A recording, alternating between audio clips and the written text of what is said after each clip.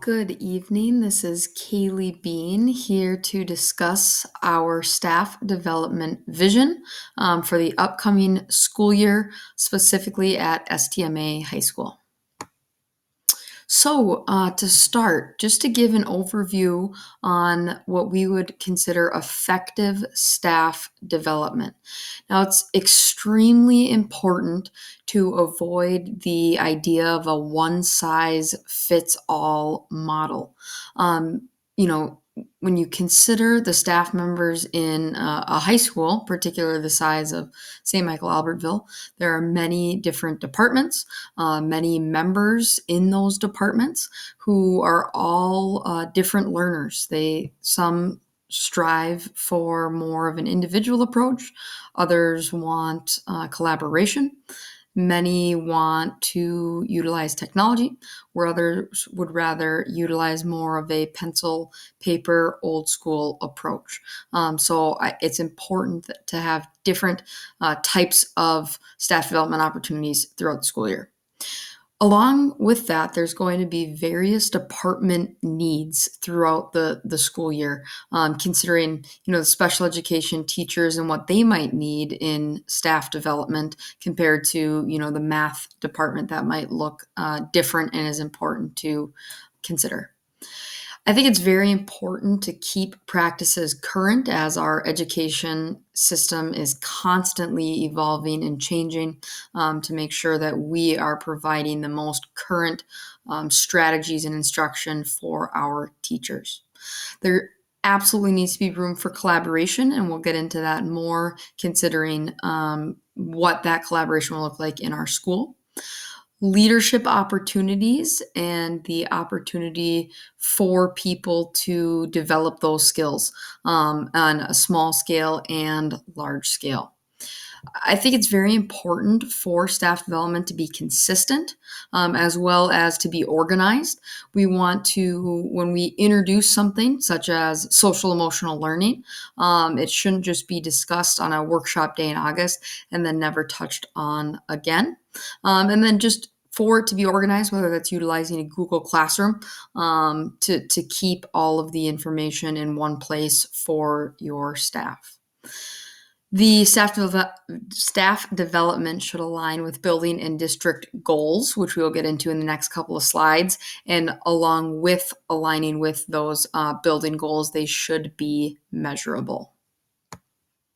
So, for example, I'll highlight three staff goals that we have currently at our high school this year. One staff goal is that all staff will receive concrete reading strategies to implement within their classroom, so more of a student achievement goal.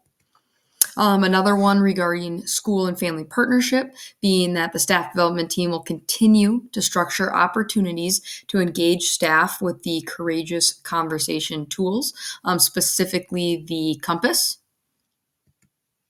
And then finally, for community and relationship building, the staff at STMA High School will facilitate opportunities for authentic engagement within the classroom.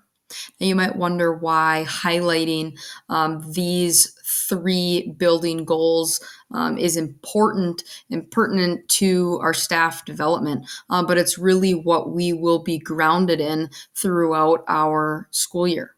So when we think of addressing the needs of staff members, we need to be sure that there is room for collaboration within and outside of your content area at the high school.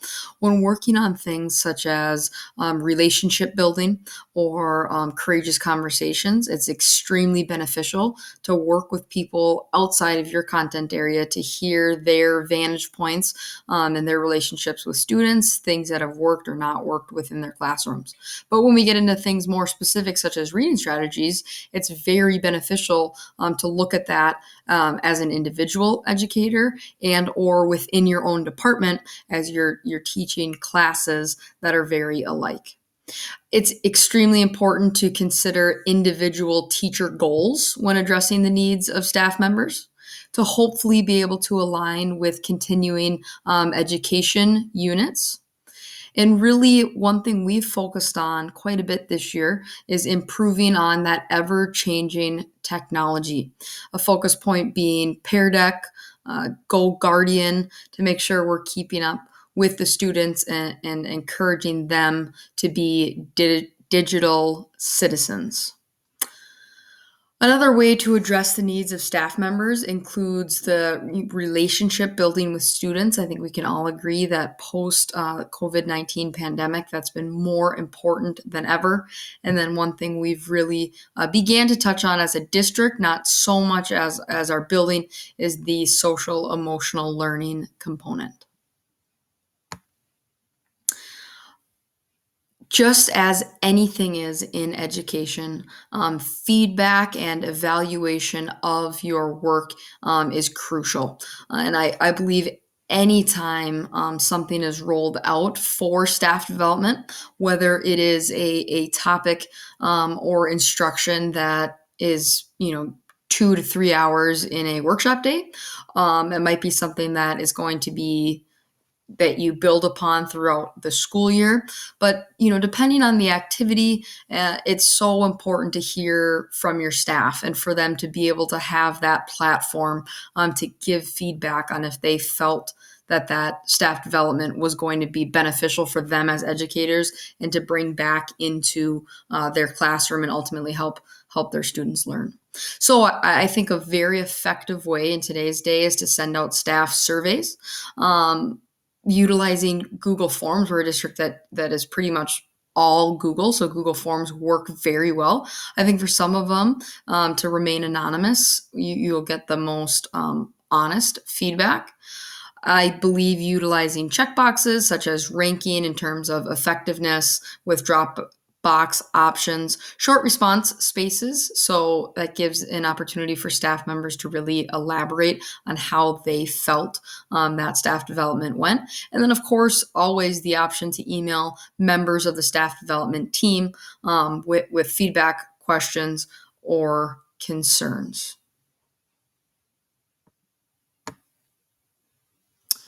When I consider an ideal staff development plan, I think it's always going back to that consistency and organization, crucial to consider the school calendar. How will your staff development meetings look? Are they going to be in the morning? Are they going to be in the afternoon? How many are you going to look at per month? Is it one per week, one every other week? It'll depend district to district. Of course, the August workshop dates, really taking a look at those and how you can maximize those while still giving teachers time to catch up and get their classroom ready for kids.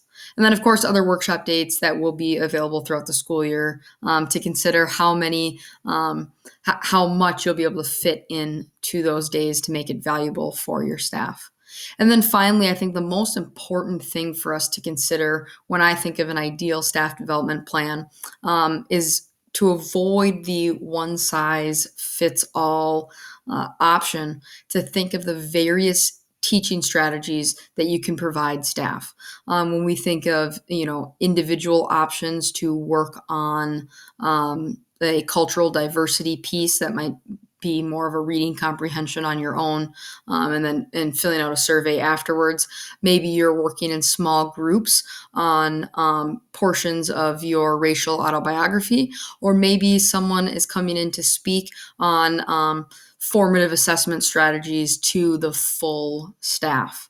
I think breakout sessions are fantastic when you can travel to have the option to go to different classrooms to hear about how a teacher is utilizing a behavioral management strategy or how they're using a particular piece of technology in their own classroom. Like we spoke about, guest speakers is always a great thing to provide for staff, especially on workshop days.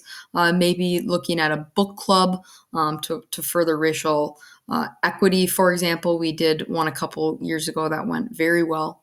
Hands-on activities are fantastic. And then modeling desired instruction tools, when considering our reading comprehension goals and reading strategy goals as a district and a building, it's so important for the staff development team or administrator, whoever is modeling that strategy, to do so in a way that teachers feel then confident to go back to their own classroom and use that instruction tool. So thank you for listening to this presentation on staff development. Please contact me. My email is listed below with any questions or concern. Thanks for listening.